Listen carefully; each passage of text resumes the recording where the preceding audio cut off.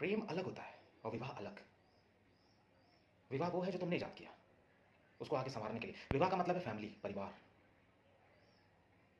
प्रेम तो तुम्हें प्राकृतिक होता है। उस प्रेम को जब तुम बांधते हो, संजो के रखते हो। अगर वास्तव में विवाह है तो विवाह का वास्तविक स्वरूप तो प्रेम है, क्योंकि अगर प्रेम है तो पर्याप्त है। अगर प्रेम वास्तविक प्रेम है जो हृदय से निकलता है, इमोशन से नहीं, दिमाग से नहीं, बुद्धि से नहीं, मन से नहीं, तुम्हारी काम वासना से नहीं, तो वो अब स्वतः अपने आप वो प्रेम जो है विवाह का स्वरूप ले लेता है। पर प्रेम की व्यवस्था नहीं कर सकते तुम, क्योंकि प्रेम तो अपने आप हो जाता है। वो प्राकृतिक है, वो नैसर्गिक है, वो होना है, हर किसी को एक बार होना है। वो होता है, वो तुम्हारे रास्ते में आएगा। पहचानना तुम्हें है कि वो मोह है या प्रेम है या अट्रैक्शन है या अट्रैक्शन है या क्या चीज़ है, वो तुम्हें देखना है। उस जगह पे तुम्हें वास्तव में जानना है कि क्या सच में प्रेम है।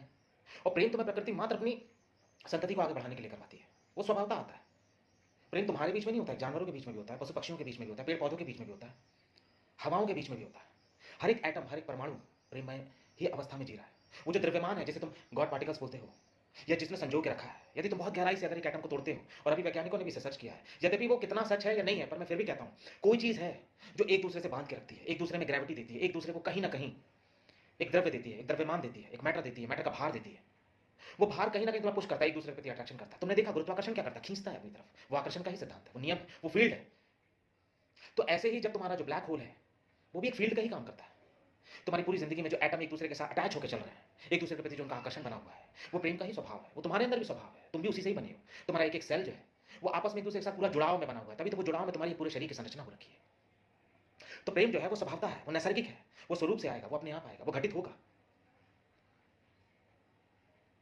इसलिए प्रेम अलग है और विवाह अलग है। विवाह के लिए तुम्हें तैयारी करनी पड़ती है, तुम्हें दिखाना पड़ता है, तुम्हें पार्टी करनी पड़ती है, तुम्हें एक दूसरे की फैमिली को जोड़ना पड़ता है, किसी तरह से बांधना पड़ता है। ये तुम्हारा है, समाज का है, क्योंकि समाज तो ऐसे प्रेम वालों को रहने नहीं देगा ना।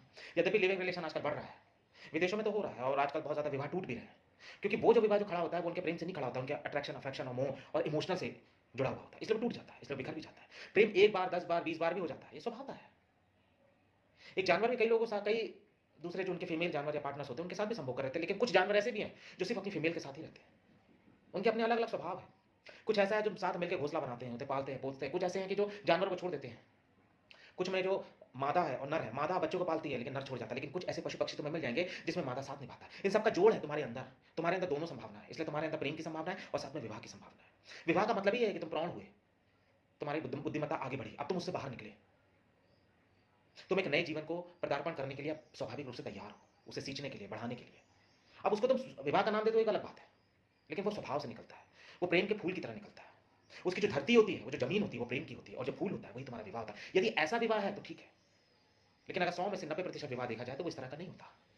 या तो वो जबरदस्ती होता है, बिना व्यवस्था के होता है, बिना प्रेम के होता है, जिसमें एक तड़पता है, दूसरा उसको रजिस्ट करता है, एक तकलीफ में होता है, एक जीता है, एक मरता है। इसलिए ज्यादातर विवाह तुम्हें असफल मिलेंगे, बेकार मिलेंगे, खराब मिलेंगे, टूटे हुए, फूटे हुए मिलेंगे। यद्यपि वो टूटे हुए नहीं होते, मतलब उनका रिश्ता नहीं टूटता, विवाह तो बना रहता है, पर पूरी जिंदगी जो है घसट जाती है, क्योंकि वो किसी न किसी सामाजिक बंधनों के नियम पर आधारित रहती है, उस पर जुड़ी रहती है, उस पर टिकी रहती है। और सामाजिक नियम बंधन जो है वो सिर्फ लोभ, काम, क्रोध, मोह, माया या अहंकार से ही जुड़ा हो सकता है। तो उसकी जो नींव है वो बिल्कुल ऐसे जैसे प्लास्टिक के फूल की, जिसकी ताजगी नहीं होगी, जिसकी महक नहीं होगी, जिसकी खुशबू नहीं होगी, जिसमें उसका एक अस्तित्व नहीं होगा, त्वरा नहीं होगी, बस जैसे जैसे चल रहा होगा। इसलिए मैं कहता हूं स्त्री को भी इंडिपेंडेंट होना चाहिए और पुरुष को भी इंडिपेंडेंट होना चाहिए, ताकि दोनों अपनी आजादी में उस जो नए जन्म की जो शुरुआत हुई है, जो नया बच्चा है, जो उनका गर्भ है, वो उसकी स्वतंत्रता में खिले। वहां कोई बंधन ना हो, पत्नी ऐसे रोध होकर ना जी रही हो, पति ऐसे रोध होकर ना जी रहा हो, दोनों किसी तरह से दबाव में ना हो, बंध में ना हो, उनमें प्रेम की पूरी खिलावट हो और उसके साथ एक विवाह उससे पैदा हो, तो वो प्रेम ठीक है, बढ़िया है, अच्छा है, वो आगे जाएगा, गतिशील देगा। लेकिन तुम्हें पहले तो जानना पड़ेगा ना कि तुम्हारा जो प्रेम है वास्तव में प्रेम है या नहीं।